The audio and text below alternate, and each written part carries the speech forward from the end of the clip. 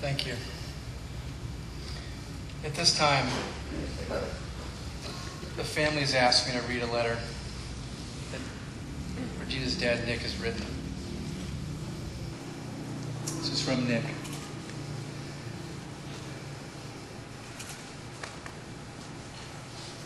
It was a beautiful morning, the 20th of September, 2009.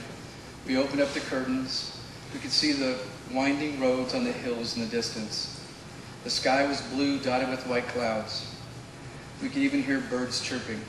My wife said to me, "What a beautiful morning. I love the autumn smell. The air is so crisp and clean." Out of the blue, my son Gabriel wanted to take a family photo.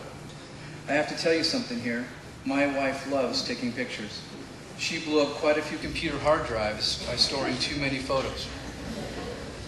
On the other hand, my son, as handsome as he is, really does not like his picture taken.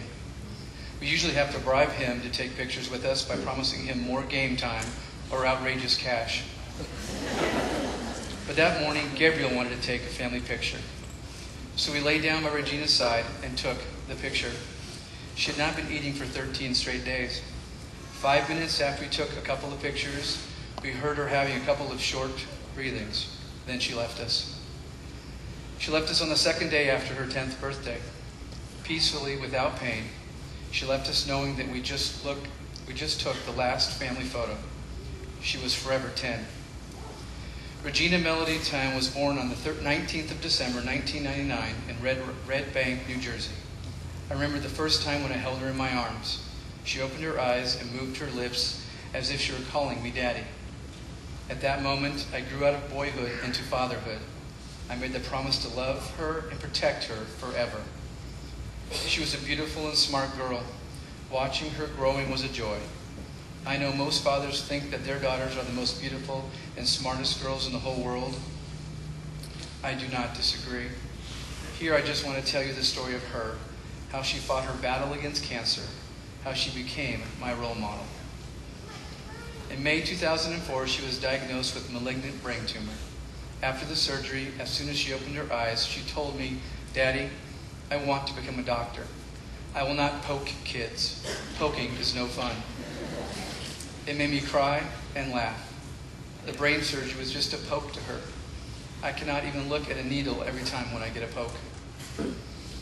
Right after the surgery, she got strong chemo and radiation therapies in St. Jude Children's Hospital in Memphis. Then again in June 2007, she had her relapse. At that time, most doctors told us to give up, but we did not give up. Thanks to her mom's determination, we found Dr. Dahl of Children's Hospital of Los Angeles. Regina had strong chemo again after surgery. She miraculously lived. In September 2008, she had another relapse. She then had another 2 surgeries and gamma knife radiation. As her surgeon, Dr. Loudon, put it, she was a trooper. She was baked, she was grilled, yet she was still here smiling just like a normal kid. That was amazing. You almost wonder how the past 5 years were like. That was her story. Thanks to my wife's love and care and the support of our friends, extended family members, and even strangers, she lived a normal and happy life even for the past 5 years. Yes, happy life. I remember when she had her first treatment, she was conscientious about her look. She put on a hat to cover her scar when we went out. She would put on a bandana to cover her bald head. Yet she grew to accept her new look, also thanks to her many friends and schoolmates. They never excluded her because of her look. She was surrounded by those wonderful kids. She attended school even during her chemo sessions at CHLA, as soon as her white cell counts bounced back. She seldom complained pain. She enjoyed living very much, not lying in bed complaining about suffering. While she was losing her capability to walk, she would climb and slide the stairs by herself. One night when I came home from a business trip, I carried her upstairs to sleep. She told me, "Daddy, you do not have to wake up early tomorrow to carry me downstairs. I can slide down the stairs." Hearing her say that and seeing her losing her mobility made me cry. She was so happy, no complaint. She accepted things without whining and found joy in doing things while she could. Even towards her final days, She told us again and again that she was happy and content with us by her side. She was that happy. As a matter of fact, for her final 2 weeks, she never complained pain, and she never cried. We did not see a single teardrop in her eyes. Her mom had to ask her whether she needed morphine, and most of the time she said no. She was Daddy's girl, as evident by hairstyle. She taught me how to play Barbie and how to play Princess Tea Party. She would proudly tell everybody, my daddy was the best Barbie player ever. We would dress up Barbie and Ken, pretending they would get married and have many kids. She would cook so many different dishes. Talking about cooking, it was her dream to become a baker and chef. She baked cookies. She made a sandwich for her mom on Mother's Day. Of course, she put too much onion on it. She thought Daddy said that onion was healthy. The more the better. Sorry, Diana. She loved to make salad for Daddy. She would cut different veggies into small pieces. It was not an easy task for a small kid. Consider this. At later times, she was losing her mobility of her right hand. She could not even use her right hand to color. Yet she managed to make salad for Daddy because Daddy just came home from a business trip. Every cut took a lot of time, a lot of concentration, and a lot of strength.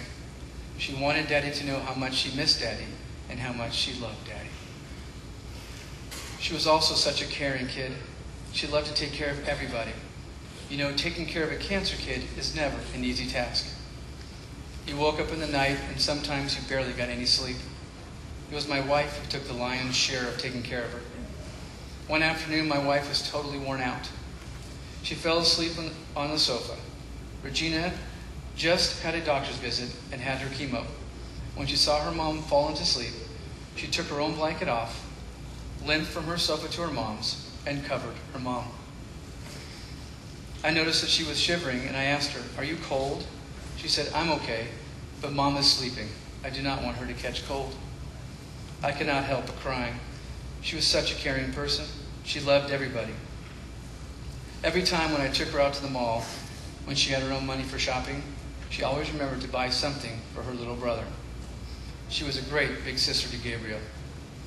You might wonder how we managed to live with her cancer. It was simple, because she was a happy, regular kid, always waiting for that sleepover with her best friends, planning for her next birthday, writing Christmas wish lists in the summer, and dreaming of growing up. She really was easy to be content. She did not complain. Gabriel and I could make silly faces to make her giggle, even when she was totally bedridden. She had fun in her short life. She brought happiness in our lives. She brought happiness to many people's lives in her path. And she taught us the most valuable lesson in life. She had the courage to fight while she could. She had the serenity to accept what she could not. And she had the wisdom to know the difference. And she lived a full and happy life. Now she is no longer with us, but she will always be in our hearts. May you rest in peace. Let us pray that we have the courage to change the things we can, the serenity to accept the things we cannot, and the wisdom to know the difference. You, my baby girl, were my role model, are my role model, and will always be. I love you forever, ever, and ever. At this time, there's a slideshow we'd like to put up for you guys.